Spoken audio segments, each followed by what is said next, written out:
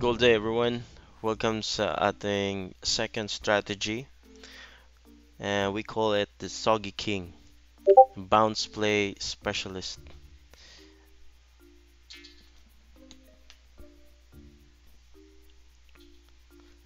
Okay, let's dive right into the strategy. The strategy is a very simple strategy. Kukuha nyo, the criterias are uh, pare-pareho lang talaga yung criteria. You can add some of your confluences sa mga criteria na nilagay ko. But generally, ito yung mga criteria na tinitingnan ko when I play the Soggy King setups. So variation number 1 tayo. Ang Soggy King overview pala. Soggy King overview muna tayo. So the trading style is a bounce play. The time frame to use is 30 minutes and the H4 or yung 4-hour time frame. Then the sessions na magte-trade kayo, London and New York, especially the overlap. Then Asian, yung Asian session gagamitin nyo for your targets. The target pips, 30 to 50 to 150. So it depends kung gaano kalaki yung magiging range mo sa paghanap ng range mo. But the minimum would be 30 to 50. And your timing during market open, London, New York, then market overlap, London, New York, and during the CPI. So most of the time, pag CPI kasi yung balita, there are times na Soggy King yung magiging the best setup, and also the FOMC during London. After ng FOMC, tapos pagka kinabukasan nun, the London session, makakakita kayo ng Soggy King. Then sa Asian session, limited move lang, like 30 to 50, kasi yung range naman ng Asian is nasa 60 lang most of the time. Kaya limited lang yung Asian session nilagay ko dyan. Right, so let's go to the variation number 1 of the Soggy King. So this is chart of yung favorite natin, SAU USD. You can also use this sa mga Euro USD. Major pairs, you can use this at saka sa mga JPY pairs like GBP, JPY. Okay, these are the criterias. Number 1, you should check left traffic for a solid support. Diba? Check natin yan lagi. So if you identify that as a support, so this is a solid support formed during the London and the London New York overlap. So meron kang solid na zone of support there. Then the support should form during the high volume time, yung sabi ko kanina. And then as the price approach that solid support, you should wait for a support to form with volume push. So eto meron tayong overlap ng London and New York. So you should wait for a support to form. Then yeah, you should check the range for the target profit and stop gain level. So kung dito ka naka-determine ng support, then you should check na yung range niya is yung mataas-taas naman yung range. So, sabi ko kanina, the targets will be the Asian range. Ito yung range ng Asian. Ito, may wick siya dyan. Tinest niya yan. And also here, we have the Asian consolidation. Meron ka dyan mga targets. So, here, meron kang support din dito na na-form but nabasag na yan. So, that will be a supporter and resistance. So, pwede mo rin yung targetin na profit level, profit taking level. So bullish candle should break the opening price of the bearish candle. So dito na tayo sa candle formation ng Soggy King. So kailangan pagka na-form na yung support, the bullish candle should break the opening price of the bearish. So ito yung bearish, and then this bullish candle should break the opening price. Ito yon, 'di ba? Na-break niya yung opening price, pero hindi ka pa dito magi-enter. Okay, wait for a pullback. No? Kailangan mong maghintay ng pullback. So in this case, sa Soggy King, wait for a pullback wick to form and enter when the bullish candle open is broken. So, pullback wick should not break the high volume support. You know that the high volume support is here, yung yellow na to. Dapat yung pullback na wick, hindi ma-break yung zone na yan. Right? So, ito yung magiging entry point mo. Okay? So, unang ano niyan is pag nag-pullback yan, pupula siya, and then pagbalik niya doon ka na mag-enter. Okay? As long as this wick does not break this zone here. So pag na-break nyo yon, magiging SGC setup kasi yun eh, no? 'Di ba? Pag nakita nyo, like push down, pull back, and then be-break out yon. So magiging SGC yon. Once hindi na magiging Soggy King yon pag na-break niya yung support na na-form dito. Oh, especially kung na-break din yung zone na na-identify natin. So I hope na it makes sense. Then, yun, doon na yun diretso sa target levels mo. Right? So another variation, stop loss pa pala. Yung stop loss nyo, you should be below the zone. Alright? So hindi exactly the zone, just below the zone. So depende na yun sa magiging risk, ano mo. As long as your risk reward is above 1, diba? Or 1 is to 1, the minimum. So, next variation tayo ng Soggy King. Criteria is the same. Check left traffic for solid support. So, pag nakita mo to, solid support. Bakit naging support to? This is a resistance, di ba? Resistance yan. Then this is high volume resistance na na-break during the New York session. So, this is a high volume support formed here. Alright? So, nakuha. Kasi mga assignments nyo, support resistance, alam nyo na yan. Then support form during high volume time. Same criteria, same criteria. Wait for support to form. Yan, mag-wait ka ng support na ma-form during a high volume time. 'Di ba? Ito 'yon, high volume time. By now, you should be using the Lux Algo para mas madali nyo ma-identify kung saan yung mga high volume time. So this is an overlap, no? Opening ng pre-New York, then New York na, and overlap ng London, New York. That is your support there, no? Nag-form na siya with the volume push. This is the push that I am telling you. This is the push. May push na ng candle. Okay, check range for target profit and stop gain level. So, kung may support na dyan, check mo yung range. So, here, you have the Asian session target. Ito yung magiging target mo, di ba? Asian session na high, that would be your target. So, bounce play kasi. So, target mo yan, yung Asian session na yan. Then, bullish candle should break the opening price of the bearish candle. Same lang. So, ito yung bullish candle na yan. Dapat na-break niya yan. So, ito yung low. Na-break niya yung high na yan. And then, wait for a pullback wick. Diba? Sabi ko, lagi, wait for a pullback wick to form. Ito yung pullback. Then, babalik siya. Then, we'll continue the bullish push. Ayun. So, then, tatamaan na yung target mo. If the Soggy King plays out. Then the stop loss should be below the zone. Bakit below the zone?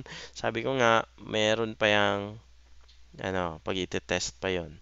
So, make sure that you put the stop loss below the zone. Right?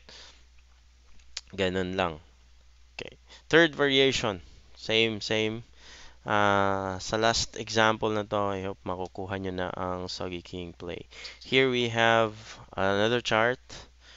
Criteria again, check left for traffic. Ito yung magiging traffic mo. Yan, that is your support. 'Di ba? Parehas lang din kanina. This is a resistance na break, then we can support, then we have a range candle here, then kinorek.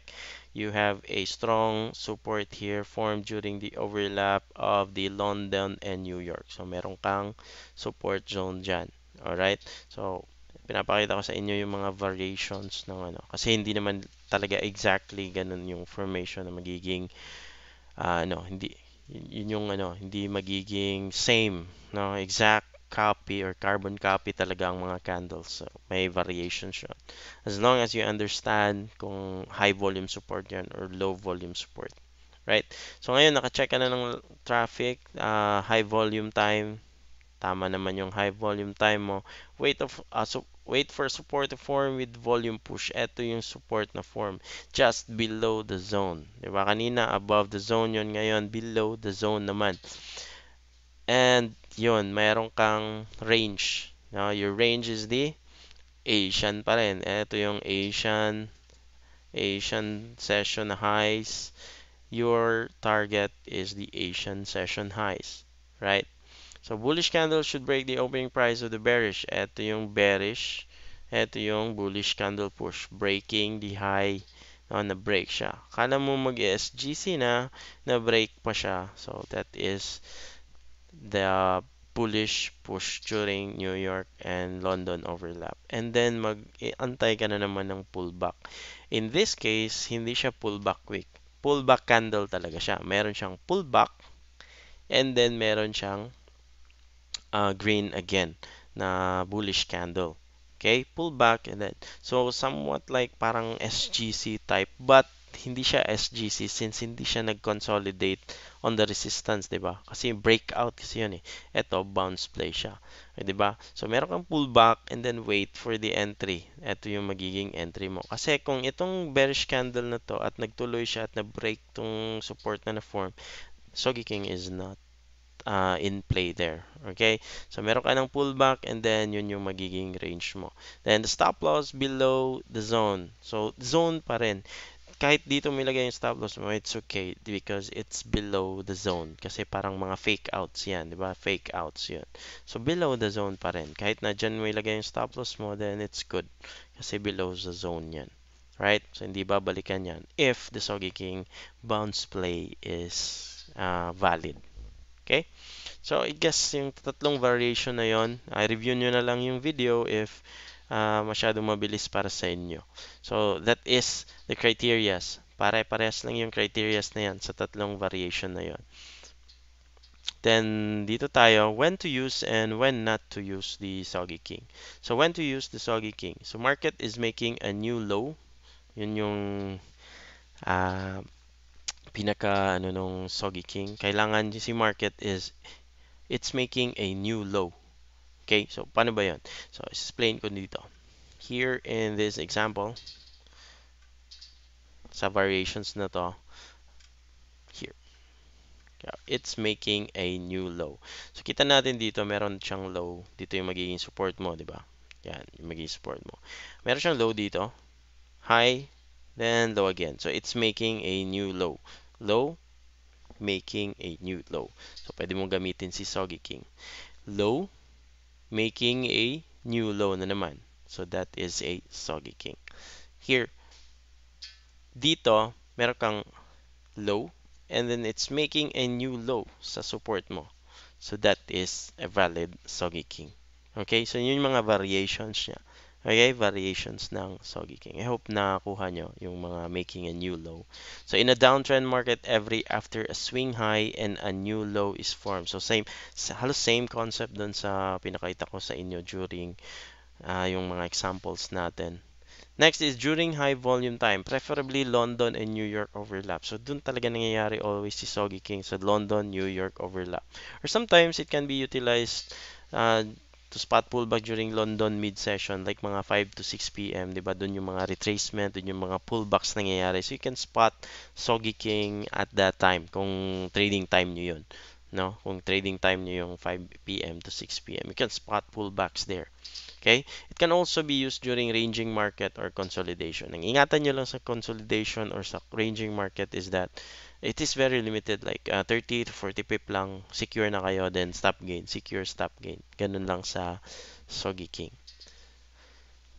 When not to use. So, every after high impact news release, wag nyo siyang gamitin. Like, sample, like NFP. Tapos, magsusoggy king kayo hang haba ng candles, di ba? So, hindi magandang gamitin si Soggy King during high impact news releases. Just after the release, gagamitin mo agad si Soggy King. Like, nakita mo si candle, nagbo-bullish trend or nagbe-bearish trend, tapos sabay Soggy King ka doon. No, do not use Soggy King every after high impact news release. Then trending market with no clear or solid support. So kung nagte-trend pa si market at hindi siya nagki-create ng solid na mga support like Asian support lang kinreate niya tapos diretso na naman siya baba, do not use Soggy King. Okay? Si Asian session mo should be your target, not your support or not your support level. Si Asian is your targets. Tagintan. Yung Asian high is your target. Hindi yun magiging support or resistance mo. Okay, during Asian session, wag nyo siyang gamitin pala. Wag nyo siyang gamitin during Asian session because Asian volume is very tricky and hindi kayo makakakuha ng magandang setup during Asian session. SGC pattern forming when approaching the support zone. So, when you spot this one, like gusto mong mag Soggy King but the criteria is going for an SGC setup, yung breakout play natin, huwag niyong gagamitin si Soggy King kasi matatalo kayo, 'di ba? So, wag niyo siyang gagamitin. And lastly, huwag niyong gamitin si Soggy King during big bodied candles, 'di ba? Sabi ko, just after news release, high impact release, ang haba ng candle, 'di ba? Yun yung mga mahahabang candle, malahaba yung body. That is a volume, may momentum, may volatility na halo-halo na dyan kasi mahahaba yung candle. So, do not use Soggy King during those times. Okay? So, sabi nga, do not catch falling knives. Masusugatan kayo. Okay? So, I'll be showing you yung time yung sa temporal position na chart, uh, ano lang natin i-review so that you can properly time your entries dito kay Soggy King. So here it is. Ito yung Asian, London, New York. Meron to sa temporal precision na video. And also here, you can screenshot it. Then, save nyo. Tingnan nyo dito, may time dito. Like, retracement and pullback. So, if you really want to trade Soggy King during Asian, the best time to trade in Asian is this time, 11 to 1 p.m. So malamang meron kang pullback dyan, maispatan mo yung high, tapos maispatan mo yung low, tapos masabayan mo yung pag-bounce niya doon. Then during London, 5 to 6 to 7, 6, 7, 8, or the best talaga dito sa 9 to 10, 9 to 10 pag nag-overlap na si New York. Doon lagi may spotting eh. Kasi dito yung time frame ng trading ko is New York. So yung mga samples ko for New York. Okay? So high win rate setups kasi pag dito tayo sa New York. Then also kung sa London medyo hindi masyado, but during 6, 7 dito sa London, makaka 30 to 50 pips ka na. Alright? So ito yung magiging timetable ng retracement and pullbacks. So I hope may nakuha kayo dito sa Soggy King bounce play natin. It's very easy. It's very simple strategy. Spotting the Soggy King is like napakadali lang naman. Just review yung na-discuss natin dito, and magbibigay ako assignments that if ever meron kayong makitang Soggy King play, submit it, i-review natin, then I'll be commenting lahat ng mga assignments na sinasubmit nyo. Nagko-comment naman ako as much as possible pag nabasa natin. And yeah, I hope you learned something from this video. Magiging available to yung linggo, and assignment will be on Friday or maybe next week pa. Then yes, titingnan ko yung mga journals nyo, yung ano nyo, yung performance for the SGC. So nirelease ko na siya yung video na to because may nakita na ako na like nag 40% na using the SGC setup. So I'm very happy na may nakakakuha na. Then also, some of you, nagti-turn na yung mga equities nyo from down to parang nag-check papuntang taas. So I will not spoil yung mga kung na-master mo na sa SGC. Ngayon, medyo may nakaka-master na sa SGC. That's why I released the Soggy King para madagdagan naman yung arsenal ninyo sa trading. So, good luck everyone, and see you in the next lesson. So next lesson will be about risk management. So that is the Valkyrie dress. Ang tawag natin doon is the Valkyrie dress. So yun yung magiging protection nyo sa account nyo. The risk management, we'll be discussing about a dynamic and static na risk management. So after sa mga assignments nyo sa Soggy King, we will release the Valkyrie dress.